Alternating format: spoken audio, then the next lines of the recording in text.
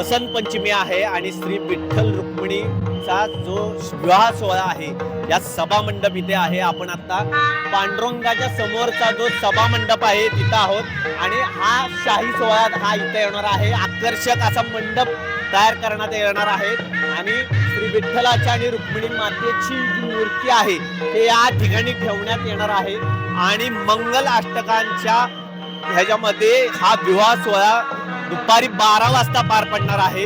मंदिर समितीकडनं पूर्णपणे तयारी करण्यात आलेली आहे. पुण्याचे जे भाविक आहेत भारत भुजबळ यांच्याकडनं ही आकर्षक सजावट करण्यात आलेली आहे.